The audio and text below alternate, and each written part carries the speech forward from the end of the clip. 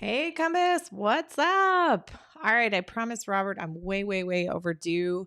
I promised I would touch base on how we're getting a lot of buyers into contract and how we're using Compass collections in order to do that using something that I would call a pass sold exercise. So we think we all remember that last fall. Well, it hit San Francisco a lot harder, but the fall of, I want to say 2022, right after the interest rates like pumped up, and I had a bunch of listings on the market. It was horrendous. Sellers were taking things off the market. We were not selling things that we were trying to sell. And I was like, where is the business easier? Let's like be the person beating people up and let's go after the buyers. Obviously, the market has stabilized quite a bit since then. And I think now sellers are more aware of their values. Real estate agents are also more aware of the values, and buyers are not as scared. But I still feel like I love working with buyers. And I think sometimes there's this idea in the industry that, like, once you get to a certain part of your career, that you stop working with buyers as much and you really just like focus on like the listing or die or whatever all those sayings are. But, guys, you can meet a buyer at an open house on a Sunday and sell them a house on Thursday. So it's a fast check. It's really rewarding. Like, buyers will name their firstborn children after you. So I find it's awesome. We did 47 buy sides last year, 48 the year before that. And I know in some markets that's probably like, what? That's nothing. We're in San Francisco.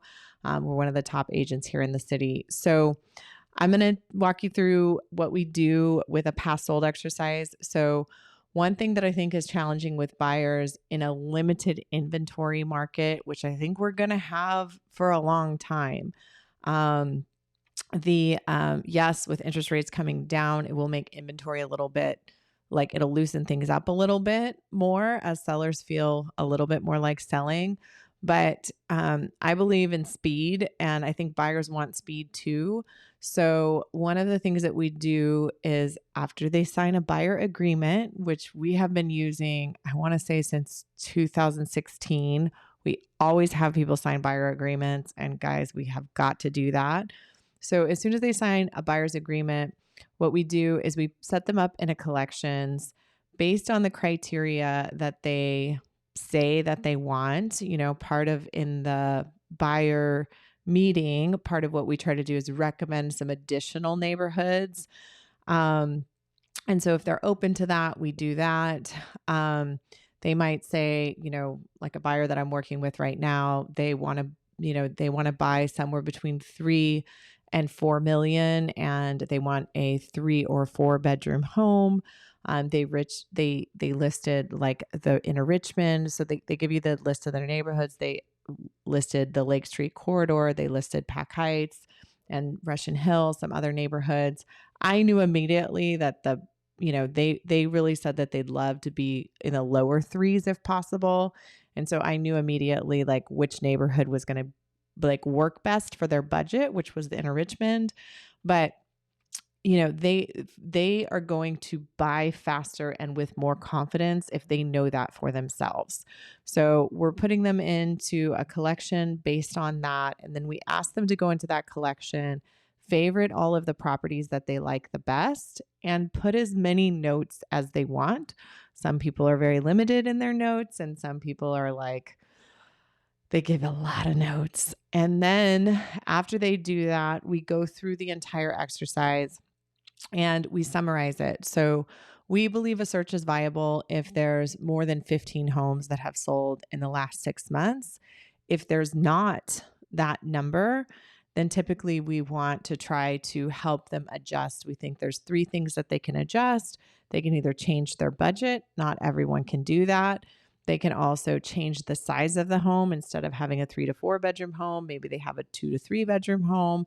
They can also change the neighborhood and buy into a less expensive neighborhood. So these are their options. So then we will look and say like, oh, well, based on this exercise, we see that 80% of the homes that you favorited are in this neighborhood. So now they know and we know which neighborhood is going to be most likely. For some people, that's like a bit of a mourning exercise because they really wanted another neighborhood. And for it, the other thing that we do with a past sold is a lot of times during that process, it's a time that they can play with their budget without being committed to it. So, if we feel like it's going to be a challenging budget, then we'll say like, why don't we just for the purpose of this exercise push this up to $4.5 million so you can see what you would get if you spent another $500,000 or $1 million more. And, it is not unusual for somebody to walk away from this exercise and decide to start at a higher price point, which, again, it saves a lot of time and it's just like showing, not telling. So the other thing that we'll summarize for them is like, well, of the 80%, the average price per square foot was $11.15. And then, we'll say like in this neighborhood. And then if you were to move over to Pack Heights, now the average price per square foot is $1,450, dollars. And there were only 3 homes that came up, right? So they can see like, all right, well, we're going to have to spend $1 million more in order to be in Pack Heights. And the chances of us finding that home is going to be very small.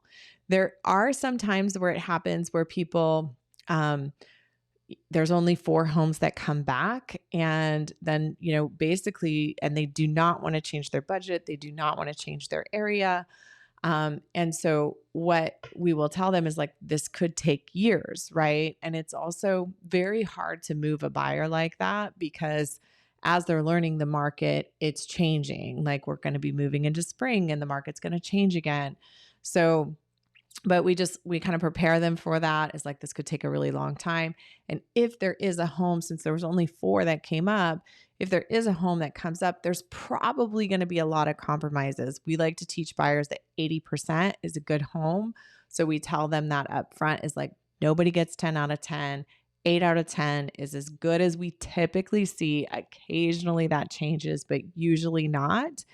And, if you have to be in a certain area and the area is the most important, then you might have to make more compromises on the home. So that's it in a nutshell. Maybe you guys are all doing this already. I don't know. We do get buyers who come to us. Sometimes they've been working with other agents for years and saying like, I'm not finding anything. And then we ask like, well, what's your criteria? And they're like, give us this very unrealistic criteria. And so it's clear that maybe no one's explained to them that that house doesn't exist in that criteria. So, and then them understanding, I think this is a very San Francisco thing where price per square foot is a really big deal. So them understanding like either the price per square foot or like what neighborhoods are more likely and more expensive and kind of those trade-offs. And then even creating like a benchmark property. So it sounds like this is our benchmark property. And then I always have that in my mind, like as I'm touring or as I'm comparing other properties. And sometimes that might mean that I'm talking them out of a home because I'm like, honestly, guys, like we did the past sold. I think we can do a lot better than this. Remember that benchmark property? That's not a rare property. And so anyway, that's just a little tip. I hope it's helpful. That's something that's really helped us get buyers into contract faster, really partner with them in the process, and use some of the amazing tools that Compass is building for us. So happy 2024. I hope you guys have an amazing year. Oh, this is my YouTube studio. If you're interested, we have been pushing hard on YouTube. We have a channel called Living in San Francisco, I think it is. You can look up either that or Ruth Krishnan YouTube. And we're starting to get a lot of leads from YouTube, which has been really, really fun. So if you want to brainstorm about any of these topics, feel free to reach out. Happy to connect with any of you. Take care.